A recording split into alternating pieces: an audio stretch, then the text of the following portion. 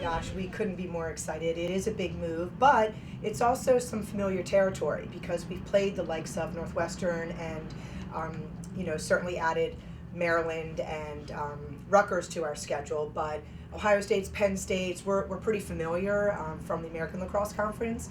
But we're very excited about our move to the Big Ten, and we think that it poses some amazing challenges, but a tremendous amount of opportunity. So the possession clock has been quite interesting because it hasn't really made a tremendous difference as far as our style of play, because we do like to play fast, we like to get up and down the field, but you have to have an awareness. You have to know if that time is running down, and you have to have some strategies for that. And I think what we're seeing in a lot of these games that have just started this spring season is higher scoring games, a lot of excitement, and the possession clock does equal opportunity. If you're not taking care of the ball, you can certainly get it back, or if your opponent has opportunity, then you can still get it back and make something happen for your team. So we're excited to see how that shakes out. Again, that just kind of bodes well with our style of play traditionally. So we always love to slow teams down and try to make them work. And what we are seeing is that when a team gets ridden pretty hard and they only have short time on the offensive side of the field, they are a little more rushed, they are a little more frantic, and that does bode well in our favor as long as we're taking care of the middle of the 8-meter and playing some good solid defense. But our ride has been a staple of our game since when I started coaching here, and it's something that we do continue to take a lot of pride in, but it is kind of messing with our opponents a little bit in slowing them down as they try to clear the ball. We're really starting to see our attacking unit come together. Our attack players as well as our middies are really meshing well with one another. The chemistry is really there. It's nice to have some returning faces to rely on, but we also have a lot of new players that are stepping up, and the older girls are taking great care of them. So while we're relying on our veterans, we're also asking some newer players to be heavily involved. And we've been very pleased over this preseason at how the girls are figuring out each other's strengths. How to complement one another has been really cool to see.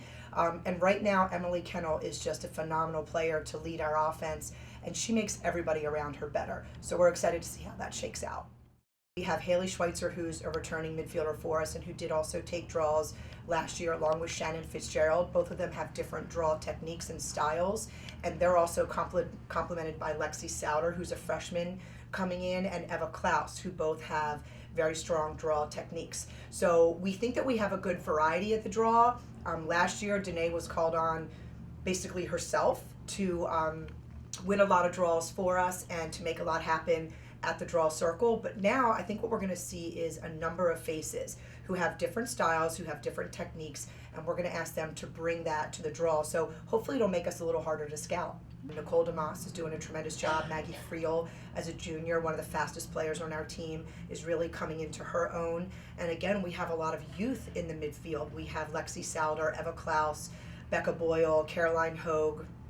These are young ladies that are learning every day from Hayley and from Shannon, and they're being complemented by Nicole and Maggie. So we're looking forward to a midfield unit that's going to grow as the season progresses, and that extra experience that the younger players get is going to really bode well for us. Coach Tara does a great job of figuring out what her strengths are in her defensive unit and then building around that.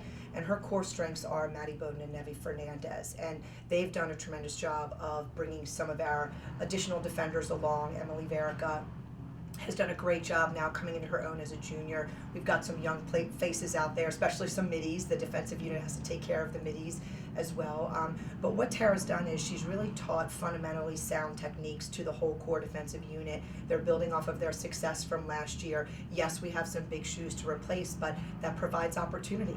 And so a lot of these seniors that are coming back, Claudia Flister, who is our face guarding specialist, is also now finding herself in a strong role in the defensive unit.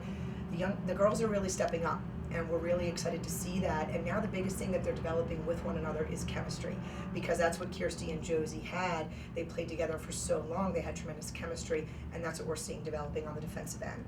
Caroline Federico is one feisty goaltender, and she is very determined and she is very focused in her senior year. So she is very aware of the legacy that she is following, and she's trying to leave her own, and we're really proud of that. So Fed is somebody that loves to run her defense. She really likes to spark things out of the defensive end. It's exciting when she comes flying out of the cage for an interception. It's usually pretty game-changing. But right now, her single focus is on stopping the ball, being the best goalie and the best teammate that she can be.